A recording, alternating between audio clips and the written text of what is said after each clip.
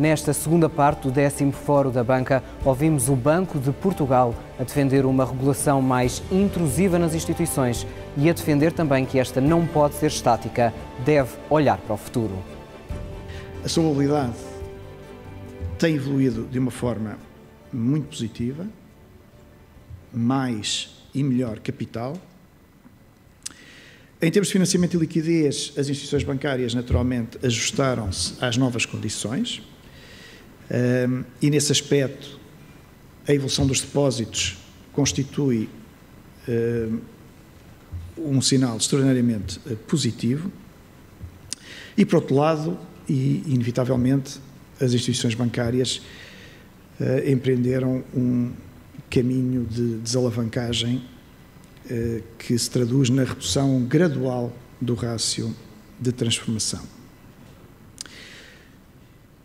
A qualidade do crédito apresenta uma tendência de deterioração forte, diretamente ligada ao ciclo económico e, finalmente, a rentabilidade do setor foi muito afetada. De qualquer forma, o sistema bancário português hoje está mais capitalizado, mais transparente e menos alavancado do que estava há um ano atrás, do que estava há 2 anos atrás.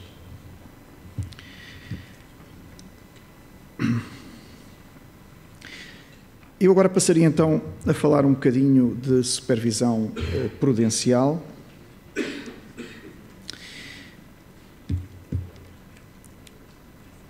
Houve grandes alterações na supervisão em Portugal, enfim, em toda a Europa, em todo o mundo, na sequência da crise financeira, e grande parte das iniciativas do Banco de Portugal,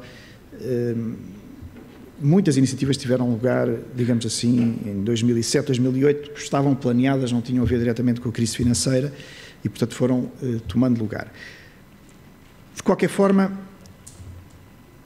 eu hoje vou optar por ligar ao Programa de Assistência Financeira a Portugal, que, como sabem, tem como principais objetivos criar condições para um crescimento económico sustentável, recuperar a confiança dos mercados financeiros internacionais na economia portuguesa e garantir a estabilidade do sistema financeiro.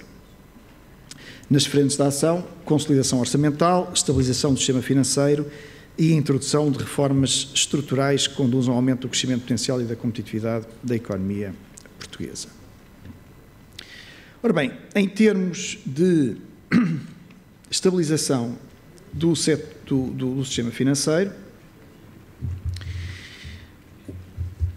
a estabilidade do sistema financeiro é, como nós sabemos, um bem público que tem que assegurar de uma forma tranquila, digamos assim, a intermediação financeira, a transformação de maturidades, a afetação ótima dos recursos e o crescimento económico sustentado.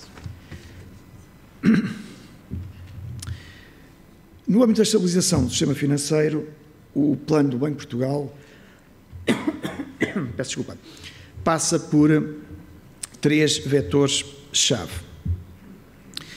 E eu vou referir aqui o reforço da ação supervisiva, capitalização e liquidez e o desenvolvimento de regulamentação. Portanto, 3 linhas de atuação e eu vou agora falar um bocadinho sobre cada uma delas. Em termos de reforço da ação supervisiva, um aspecto extraordinariamente importante tem a ver com a avaliação que os bancos fazem dos seus ativos. E é importante que numa fase destas não haja qualquer tipo de dúvidas sobre a avaliação que os bancos fazem dos seus ativos. E essa avaliação tem 2 dimensões. A avaliação estática, em cada momento as contas devem refletir aquilo que é o valor dos ativos nesse momento, mas há também uma previsão prospectiva. É bom que eu identifique riscos que se podem vir a materializar no futuro dos próximos 2, 3 anos, para que sejam tomadas as devidas medidas mitigantes desses riscos. Adicionalmente, e isto é uma característica da supervisão, é também importante testar a situação dos bancos em situações desfavoráveis. Diz-se com frequência que o crédito não chega à economia. O que acontece é que, em muitas situações, as empresas apresentam balanços débeis, níveis de autofinanciamento insatisfatórios, têm insuficiência de capitais, não têm possibilidade de apresentar garantias suficientes. Por isso, não conseguem passar o crivo da avaliação de risco. E esta, numa gestão correta e face às exigências de supervisão, regulamentação e boa gestão das instituições, não pode deixar de ser rigorosa, mais seletível, principalmente a longo prazo. Tal como os bancos, as empresas portuguesas, cujo endividamento atingiu 138% do PIB em 2010, têm que procurar reduzi-lo recapitalizando-se. E essa recapitalização pode também ter apoio no sistema bancário.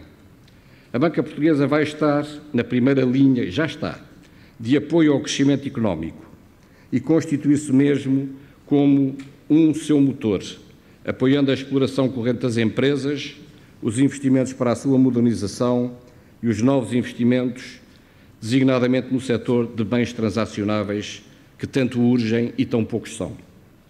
A concessão de crédito às empresas com balanços saudáveis, às empresas competitivas e inovadoras, às que apresentam bons projetos, é uma das funções principais que a banca cumpre com gosto.